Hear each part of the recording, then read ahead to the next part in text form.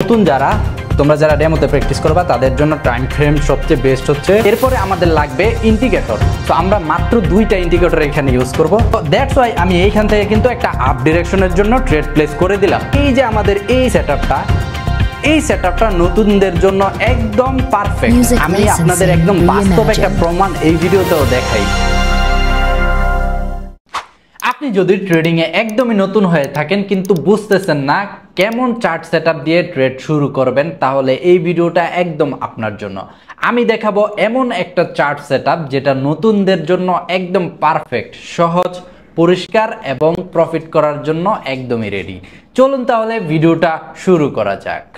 So সবার প্রথমে তোমাকে কি করতে হবে, মার্কেট চার্টটা ক্যান্ডেলে রাখতে হবে। চলো আমরা এখন এটাকে ক্যান্ডেলে কনভার্ট করি। সো এখান থেকে অনেকগুলো আছে, ওইগুলো বইলা যাও। তোমরা যে ক্যান্ডেলটা আছে এইটা সিলেক্ট করবা। এই ক্যান্ডেলটা সিলেক্ট করলে একটা ক্যান্ডেলের সাইকোলজি তুমি বুঝতে পারবা, কারণ এইখানে উপরে নিচে উইক থাকে। এরপরে আমরা টাইম ফ্রেম সিলেক্ট করব। নতুন তোমরা যারা ডেমোতে প্র্যাকটিস করবা তাদের জন্য টাইম ফ্রেম সবচেয়ে বেস্ট হচ্ছে 30 সেকেন্ড অথবা 15 সেকেন্ডের ক্যান্ডেল দিয়েও তোমরা অ্যানালাইসিস করতে পারো।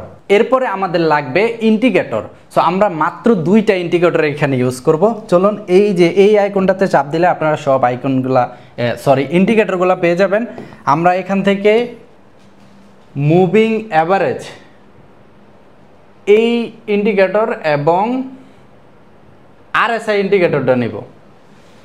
এই দুইটা ইন্ডিকেটর আপনাকে ট্রেন্ড এবং এন্ট্রি ক্লিয়ার করে দিবে। এইবার আপনার ট্রেড অ্যামাউন্ট রাখুন 5%-এর নিচে, অর্থাৎ আপনি যদি $50 ডিপোজিট করেন এইটার 5% যত আসবে এখান থেকে আপনারা চাপ দিলে এই যে পার্সেন্টেজ এসে পড়বে। সর্বোচ্চ 1%, 2% এবং 5%। এর উপরে আপনারা অ্যামাউন্ট রাখবেন না। পার ক্যান্ডেলে সর্বোচ্চ 1% সিলেক্ট করে রাখবেন এবং ট্রেড টাইম আপনারা 1 মিনিট রাখুন। এই যে এখান থেকে আপনারা ট্রেড টাইমটা সিলেক্ট করতে পারবেন। এই যে সুইচ টাইমে দিলে আপনারা ইচ্ছা মতো টাইম সিলেক্ট করতে পারবেন, ওইটা অ্যাডভান্সে গেলে পাবেন আপনারা। তো এখান থেকে আমরা অবশ্যই এই যে প্রথম যে অপশনটা আছে এই অপশনটা দিয়ে রাখবো, অর্থাৎ আমরা ট্রেড টাইমটা 1 মিনিটে রাখবো। তো এই যে আমাদের এই সেটআপটা নতুনদের জন্য একদম পারফেক্ট, কারণ এইখানে কনফিউশন কম, ডিসিশন নেওয়া সহজ এবং রেগুলার প্রফিট করতে পারবেন। আমার গত ভিডিওতে আমি দেখাইছিলাম এই যে আমাদের RSI যে ইন্ডিকেটরটা, এই ইন্ডিকেটরটার দিয়ে আমরা একটা সেটআপে ডেমো থেকে সেটআপটা নিয়ে আমরা লাইভ ব্যালেন্সে একটা ট্রেড নেই এবং প্রফিট করি। ওই ভিডিওর লিঙ্কটা আমি ডিসক্রিপশনে দিয়ে দিব এবং ফার্স্ট কমেন্টে দিয়ে দিব। আপনারা চাইলে ওই ভিডিওটা দেখতে পারেন কিভাবে একটা ডেমো স্ট্র্যাটেজি আমরা রিয়েলে কাজে লাগাই এবং প্রফিট করি। বলেন আমি আপনাদের একদম বাস্তব একটা প্রমাণ এই ভিডিওতেও দেখাই।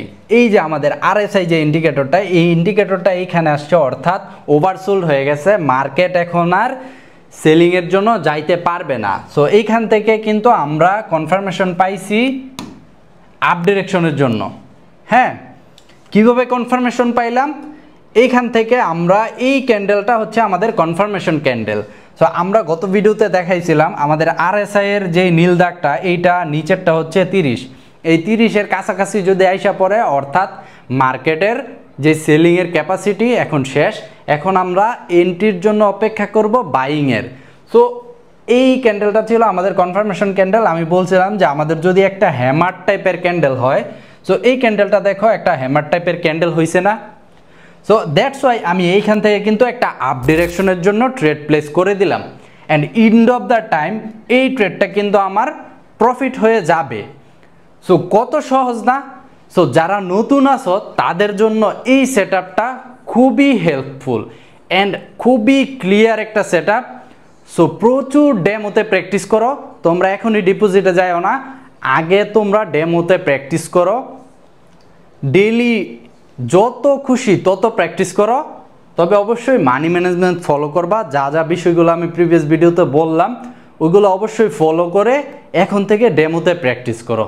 তারপরে যখন এইগুলা তোমরা রিয়েলে কাজে লাগাইবা তখন দেখবা খেলা জমে গেছে অ্যান্ড তুমি প্রফেশনাল ট্রেডার হবা ইনশাল্লাহ।